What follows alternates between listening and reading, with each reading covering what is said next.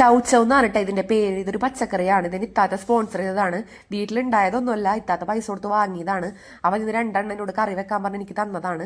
അപ്പൊ നമുക്കിത് കറി വെച്ച് നോക്കാം. ഇത് പരിപ്പിട്ടിട്ടാണ് കേട്ടോ കറി വെക്കണത്. അപ്പൊ അതിന്റെ തോടൊക്കെ ഉമ്മ ചെത്തേണ്. എനിക്ക് പനി വന്നിട്ട് മാറിയിട്ടൊന്നുമില്ല. അപ്പൊ ഉമ്മ തന്നെയാണ് ഇപ്പോഴും കുക്കിങ്ങും കാര്യങ്ങളൊക്കെ. അപ്പൊ തന്നെ ചട്ടിയിൽ വെളിച്ചെണ്ണ വെച്ചിട്ട് ഉള്ളിയും പിന്നെ ഇച്ചിരിക്കോളം വെളുത്തുള്ളിയും പിന്നെ ഇച്ചിരിക്കോളം വേപ്പിലൊക്കെ ഇട്ടിട്ട് നമുക്ക് വെളിച്ചെണ്ണയിൽ മൂപ്പിച്ചെടുക്കണം. പിന്നെ അതിൻ്റെ ഇടയ്ക്ക് ചൗച്ചൗ ദേവും മരിഞ്ഞൊക്കെ വെച്ചിട്ടുണ്ടായിരുന്നു. ഇനി ആ ഒരു മൂപ്പിച്ചലോട്ട് നമുക്ക് മുളക് പൊടി ഇട്ട് കൊടുക്കണം. മുളക് പൊടി മൂത്ത് വന്നതിന് ശേഷം നമുക്ക് അതിനകത്തോട്ട് മഞ്ഞപ്പൊടി നമുക്ക് ചേർത്ത് കൊടുക്കണം.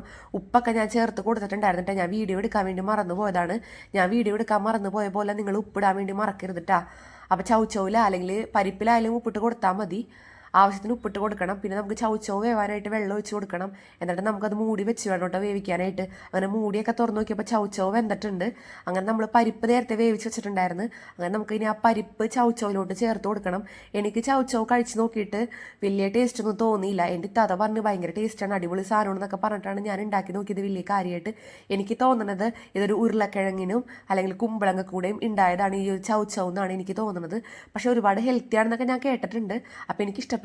ഇന്നത്തെ വീഡിയോ ഇത്രയുള്ളൂ. Okay, by.